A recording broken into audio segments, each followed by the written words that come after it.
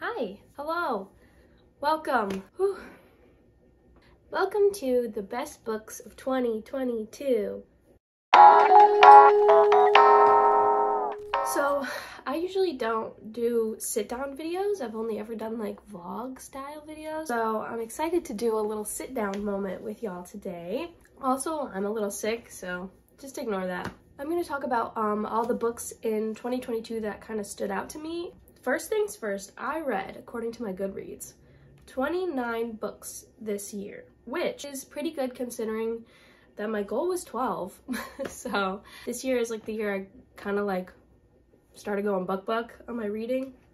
I always thought, because I've been in college for so long with undergrad and grad school, and I always thought that I never had enough time to read. Like I always had to read books that I was required to read, but now I do, I guess. I don't know. I guess in like grad school, I kind of like found a more healthy way to deal with schoolwork. Before I was always like studying so much in undergrad. My undergrad is actually in like biology and psychology. It's animal behavior, but it's like a mix of those two class types. And I always had to read like some neuroscience books. So I was like, well, I can't read a fun book. I'm reading about neuroscience.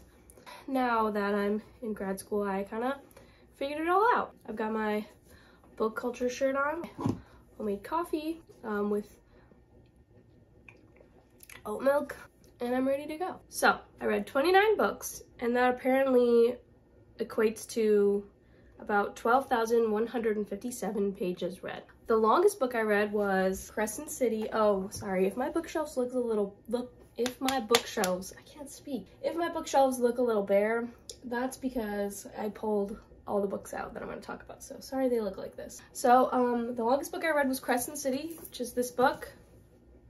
Love. This was like 803 pages. Shortest book was actually Sacrifice by Katie Robert, but she actually just, I think, maybe I'm just finding out about it, re-released it in this version. It's all 3 books in one. Interesting book. I thought it was interesting. I just love vampires, so I read it. I thought it was interesting. That was the shortest book I read. The average book length that I read was 419 pages. My average rating was 3.4. I am not a very nice rater, to be honest with you. Some of the books that I have in my like best books are still like 4-star, 4.5. To give out that 5 stars, it really means something to me. Like I have very few 5-star books. Enough of that, let's get started. So I'm gonna talk about my favorite books, and then I'm actually gonna also go into like a little bit of a haul. I was in Florida for the holidays and I got some books for Christmas, and I went to some used bookstores and a place called Books A Million, which maybe you know what that is, but I don't have one near me. I've never had one near me, but in Florida there are Books A Million, and that is like Barnes & Noble, but better. I never thought I would say that, but for real, Barnes & Noble, but better. They have like better like organization, better sections, better books. Papa John's. They have, I feel like, more books that I want to read. I don't know. Maybe I'm wrong, but it seems like they have like a more curated kind of thing going on there. Yeah, and even like their merch, like, you know, like the tacky Harry Potter merch that like is at Barnes & Noble. They have that, but better. Like their merch is like not tacky at all. It's weird. Also, their coffee was really good too. They had like really fun flavors. They also have books in the back like laid out that are like $5-6. Like I got this book last time I went, which if you've read this book, prayers. I read it, I watched the movie. I just read it for fun, like, you know what I mean? It's like not one of those books that's like, oh my god, I can't believe this is happening, but just cotton candy for the brain. That's what I meant to say. But this book was $5.97. They also had it on the shelves like in the regular like romance section for like regular price, which was probably like $16 to $18. It was amazing. They're like barely gently used. Yeah, so that's why I love Books A Million. And I did restrain myself, I want you to know. There were so many books that I could have gotten, but I really kept it together. But let's get into it. Let's start with some YA. The first YA books that I have that I'm going to talk about are actually part of a series. It is Wicked King and Queen of Nothing. If you're like a bookie person, or even if you're not, you've probably seen it on TikTok. So the first book is called The Cruel Prince, and it's part of the Cruel Prince series by Holly Black. I did not like the first book that much. Okay, I take that back. I'm being so stupid right now. So, I read ACOTAR. I read all those books this year except for the first ACOTAR book. ACOTAR? I read that in 2021. And after that, I just felt worthless. I felt like the world didn't have any color anymore because I would never read a book as good as those books. I really felt like that, and I think if you're an ACOTAR girly, you can understand. And if you don't like ACOTAR, I'm sorry, this is probably really, really annoying to listen to, but that's just how I felt. I think her writing is amazing. I not only understand what she's saying, the story is interesting. I'm sobbing at what she's saying, like it's emotional. It doesn't feel rushed. I hate feeling rushed. I hate feeling rushed in books, and that's something I can say about SJM is like I never feel like I missed anything in her books, but it doesn't drag either. Whatever, I'm not here to talk about her, even though I could. I'm not gonna. Anyway, I read The Cruel Prince, the first Cruel Prince, after I finished that series shortly after. And the world building in her books is also beautiful. The world that she created was so pretty. It's about like fairies and stuff like that. I don't know, like the characters felt gorgeous. The world felt gorgeous. Like just something about it was so decadent. Like the way she describes like meat and cheese. I don't even know. Okay, that sounds so stupid. I really liked the atmosphere of Cruel Prince. The story, I thought it was pretty good. Like I basically knew like what was gonna happen. I just didn't know how. And there's like a little bit of a twist at the end and whatever. I thought it was pretty good. But then I read Wicked King and The Queen of Nothing. This book was so good. Cruel Prince, I had to like take a step away and then I would come back and read it. It was my subway book, which basically just I would read it like for 20 minutes at a time, put it back, read it again the next day. But this book, I read this when I was actually substitute teaching. I mean, I read it in a day, like a school day, and I was teaching, so like I didn't have a lot of time. Like I read it really, really quickly. The way the story progressed, I loved it. It was so good. The cliffhanger is amazing. I think I gave it 4 stars. It was a perfect sequel, I think. I think it really like amped up what was happening, and it's YA, so it's so easy to follow, but without being like boring and like kiddish. I really like this book. And then I read this book, and I actually read some of this book on audiobook while I was like walking, and because the subways have been getting more crowded lately. I think I talked about this in my last vlog, how I need to do audiobooks a lot more now because I can't even get my book out. Enemies to Lovers, man, it's so good, and I wanted to know like so badly what the absolute was happening in this book. Like I didn't know how they were gonna resolve things, and I was confused. This book, like the love in this book, I just can't explain like the love that I felt like between the 2 main characters. It sounds crazy because they're like, they go from enemies and they stay enemies. Like this is the one book where they're like enemies to lovers, but they're still enemies when they're lovers. Like I don't know how to describe that. It was like kind of unspoken, like their love, and I just really like that. Anyway, these 2 books together, I'm gonna combine them into like one kind of best books of. I really like these. Really good YA, easy reads. Love, love, love. If you like fantasy or you're just getting into fantasy, if you're new to it, I highly recommend these books. Just read the first one first, obviously. Okay, the next YA book might sound...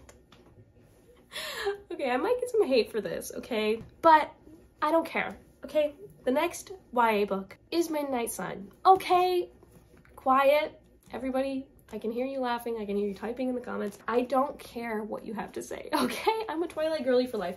I don't know if you can see, but like all these books, yeah, those are Twilight, okay? I love Twilight. When I was younger, I didn't really get into it. I didn't really know much about it. Like some of my friends would like go to the movies and stuff, and you know the classic like Breaking Dawn Part 2 where like Carlisle dies and everyone's dying. It's not real. I didn't get that experience. Anyways, I didn't really get into that. So I read Twilight way later. The movies, like probably when I was in like my undergrad and college, I became a Twilight girly, like hardcore. I watch the movies at least once or twice a year, annually. I need to. It's just for my soul. It really centers me and brings me back into my own body. So when Midnight Sun came out, I was almost done reading all the books because I had never read them before I watched the movie, like I was saying. Honestly, I'm team watch the movie, then read the book.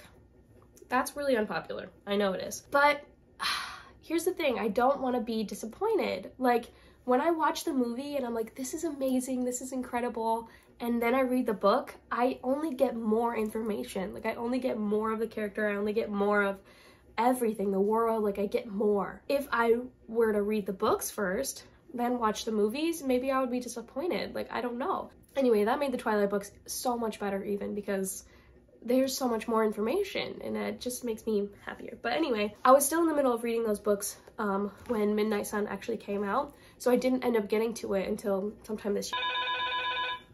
Your thing is here. When I tell you, I salivated over this book. Salivated. I am an Edward stan till death. I need to take a deep breath. I'm talking about Edward. Team Edward 100%, not Team Jacob, right? It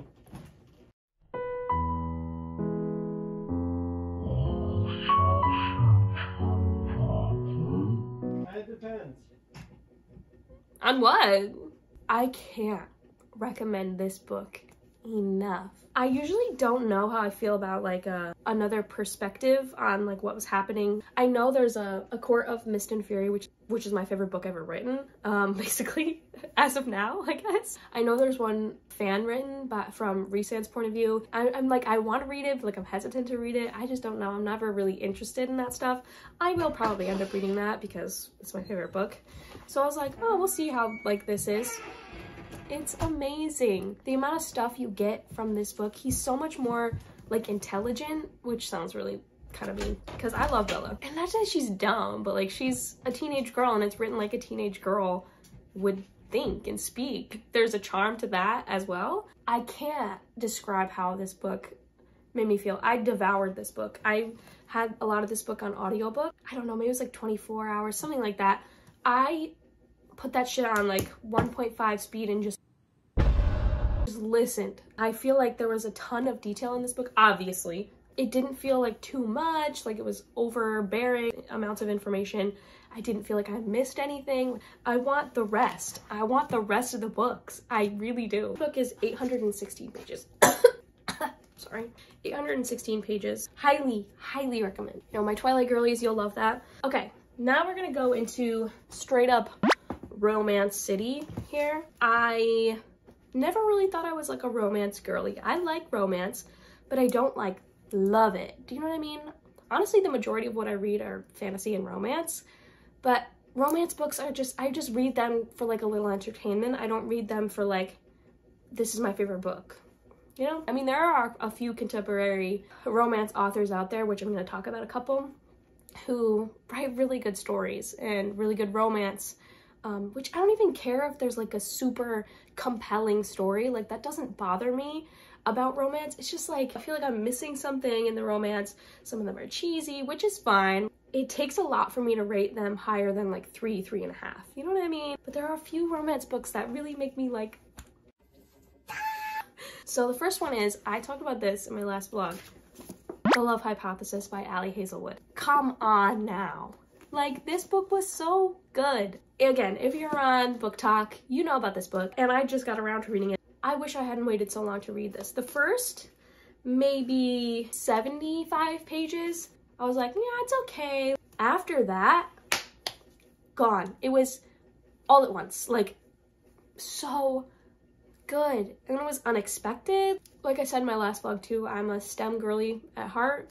I did my undergrad and all that, so I was in the lab, I was doing all that stuff, so that made it like kind of hit me like a little. I was like, oh, I remember that. Also, I didn't know that it was a Kylo Ren like fanfic, like I said last time, but I don't even care. I read it before I knew that, so it was good. Also, everybody loves Kylo Ren, so whatever. And it was just like a really good romance book that made me not embarrassed to say that I read it. You know what I mean? This didn't miss. And I'm really excited to read this book, which is Love on the Brain.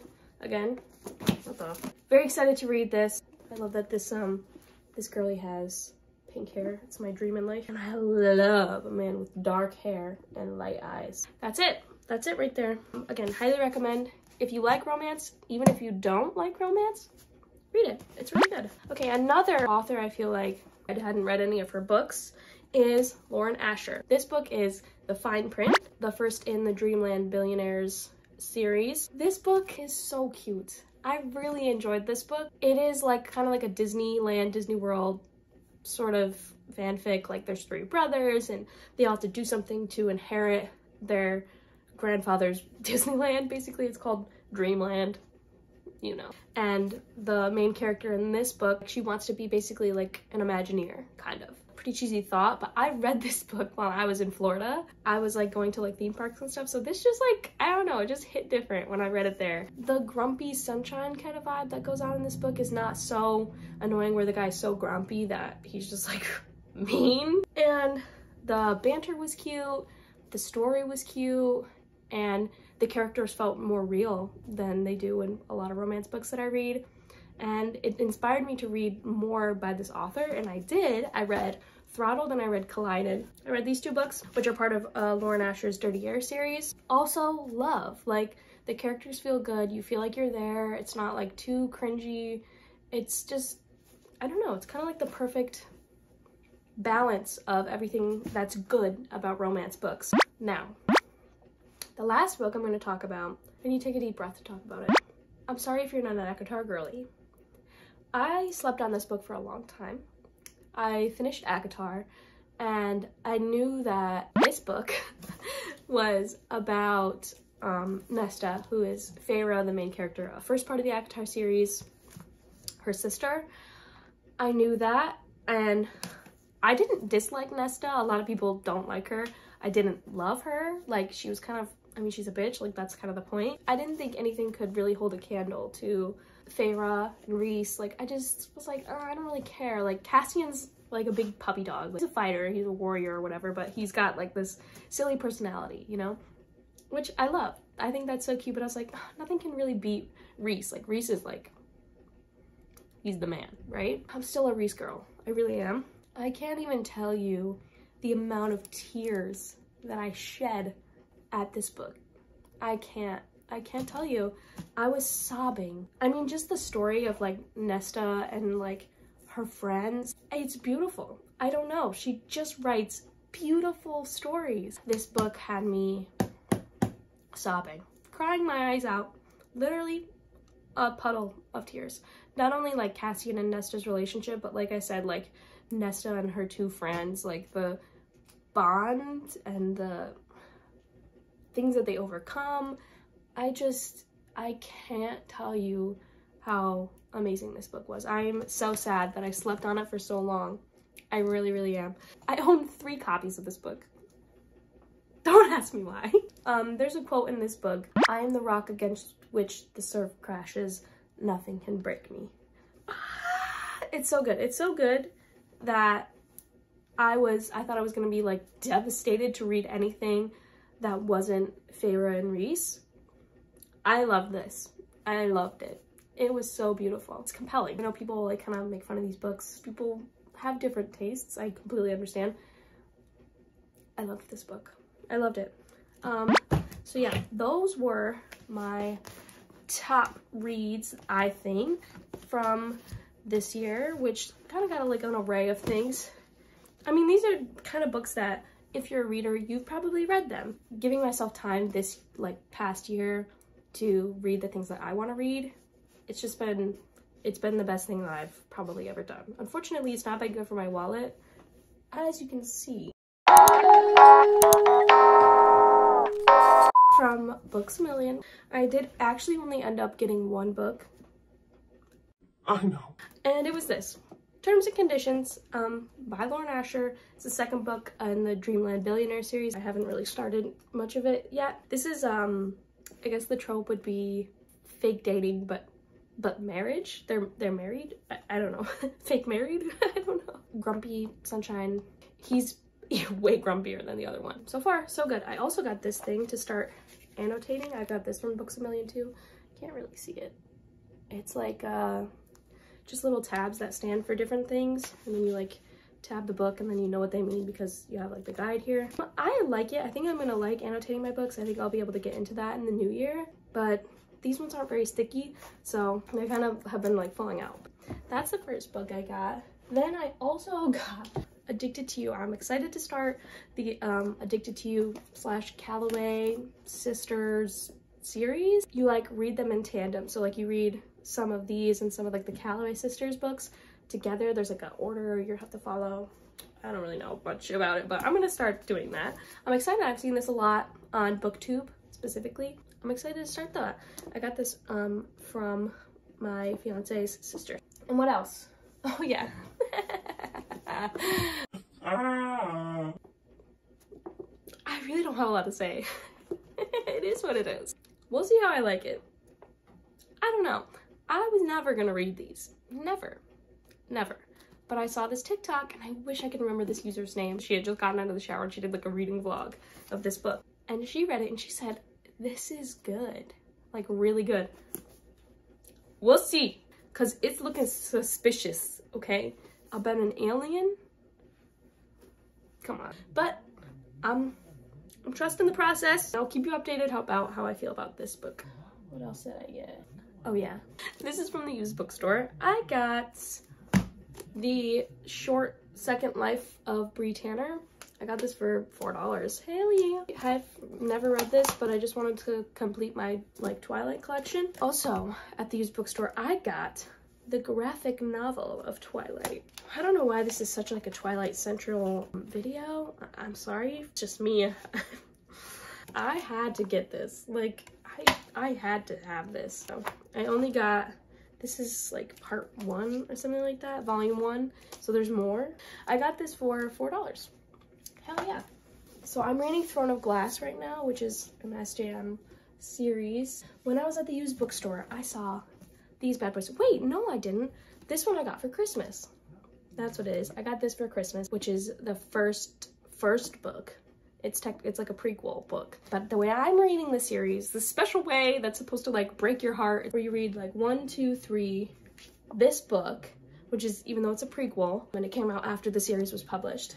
Then you read 4, which is this book, which is the book I got at the used bookstore. I got this for $5, and when I went to the register, she said, this one just came in today, so you grabbed it. And I was like, that's right, let's go. What's this book regularly?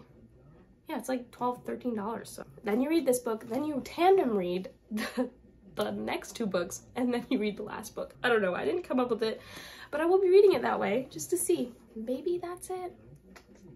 I feel like I got more. I think that's it. So those are my fave books of 2022. I'll keep you updated about 2023.